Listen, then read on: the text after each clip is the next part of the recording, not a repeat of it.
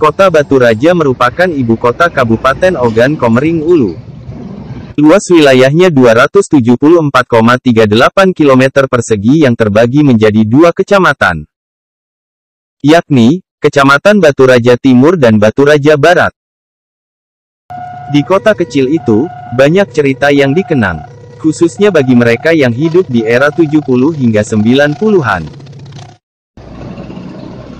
Setiap sore jadi wisata anak-anak di era 90-an. Karena, sangat banyak burung layang-layang hinggap di sepanjang kabel listrik di dalam kota. Tontonan gratis itu, hanya salah satu cerita yang masih dikenang hingga saat ini. Masih ada banyak lagi yang mungkin sempat terlupa. Kami coba merangkumnya untuk bernostalgia. Eksistensi Penceng di kala itu, tidak bisa lepas dari hiruk-pikuk kota Batu Raja. Masyarakat era 70-an cukup akrab dengannya. Di kota Batu Raja, Penceng dikenal karena seluruh tubuh wanita itu dililit tali rafia. Selain bau badannya serta rambut panjang yang mengeras karena jarang mandi. Penceng menurut bahasa Jawa, artinya miring.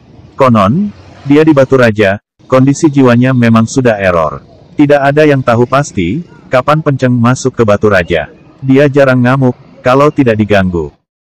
Anak-anak sekolah di kala itu, terkadang takut jika melintas di ruang sosialnya di halaman Bank Pembangunan Daerah atau BPD yang saat ini menjadi Bank Sumsel Syariah. Penceng tidak saja mengukir namanya menjadi bahan ledekan beberapa generasi di kota ini. Lebih dari itu, ia menjadi kenangan buruk bagi anak-anak yang lahir di era 70 dan 80-an. Kawasan Stasiun Batu Raja, menjadi ruang publik wanita pengemis ini. Konon, wanita ini kerap disapa Endang.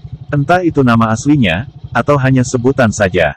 Sementara esot atau ngesot, hanya tambahan yang dibubuhkan masyarakat kala itu. Kalimat esot di belakang nama, hanya ulah oknum warga jahil yang menambahinya. Karena Endang mengalami kelumpuhan di kedua kakinya, sehingga untuk berpindah tempat, terpaksa menggunakan kedua tangannya. Sementara pantatnya yang dialasi ban dalam mobil, menjadi tumpuan badannya saat ngesot ke aspal cadas. Stasiun Batu Raja menjadi tempat favoritnya. Karena untuk kesehariannya, dia mengharap belas kasih dari penumpang kereta api. Yuk goreng! Teriakan-teriakan itu sangat akrab di telinga masyarakat kota Batu Raja. Dari pagi hingga petang. Pempek pocu di era 80 hingga 90-an jadi kuliner primadona. Baik anak kecil sebagai pengecernya, maupun masyarakat penikmat kuliner khas Sumatera Selatan. Harga pempek sangat murah, Rp50 per biji. Identik dengan pempek ikan, serta rasa cuka yang komplit. Pedas, manis, asin dan asam. Memasuki era milenium, pempek pocu mengurangi produksi. Karena, anak-anak pengusaha kuliner legend di Batu Raja sudah sukses dengan pekerjaannya. Namun, dari munculnya pempek pocu, memancing produsen pempek lain muncul. Seperti pempek Rohim di Bedeng Beras, kawasan Stasiun Batu Raja. Masimah adalah seorang perempuan parubaya penjual kacang rebus di perempatan Ogan 1. Berpuluh tahun dia menjajakan kacang rebus dan kacang goreng untuk memenuhi kebutuhan hidupnya. Jam operasionalnya saat itu, mulai pukul 6 hingga lewat tengah malam. Lapak dagangnya berupa bakul dan tampah dari bambu. Memanfaatkan emperan toko obat Thomas. Masyarakat kala itu sangat kenal dengan beliau. Karena penjajah makanan ringan itu, tidak sebanyak saat ini. Prinsip bisnis yang diterapkannya sangat bagus untuk mengikat pelanggan. Beliau tidak sungkan memberi sedikit tambahan kacang, meski pembeliannya tidak banyak. Hal ini membuat pelanggannya kembali lagi untuk belanja. Sebelum seperti sekarang, yang bisa bermain game hanya melalui ponsel. Pada era tahun 80 sampai 90-an ada game portabel yang dinamakan Game Watch atau lebih dikenal dengan nama Gamebot atau Gembrot. Perangkat game ini diproduksi oleh perusahaan luar negeri. Untuk anak-anak era tersebut, bermain Gamebot sangat menyenangkan. Karena memiliki berbagai jenis permainan di dalamnya. Namun, karena harganya yang cukup mahal, tidak semua anak-anak bisa memiliki Gamebot ini. Namun anak-anak masih bisa menikmatinya dengan sistem sewa. Ya, di sekolah-sekolah penyedia sewa main gamebot di kala itu sangat banyak. Sekali main Rp50.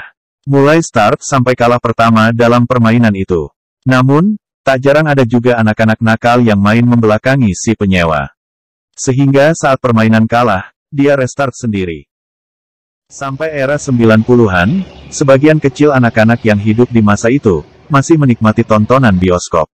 Di kala itu, ada 3 bioskop yang cukup dikenal, yakni, Bioskop Sadar, Bioskop Sanjaya, serta Bioskop Raya.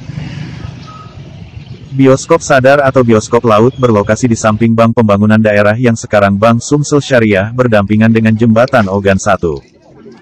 Bioskop Sanjaya berlokasi di lantai paling atas Pasar Impres Batu Raja. Masyarakat sedikit malas nonton di bioskop ini, karena kursi penonton banyak hewan kutu kepinding. Bioskop Raya berlokasi di Pasar Baru. Bekas bioskop itu, kini berubah menjadi Bank Sumsel Babel. Kini 3 bioskop tersebut sudah lama terkubur bersama era keemasannya. Hanya menjadi kenangan ketika melintas di lokasi bekas gedung tersebut.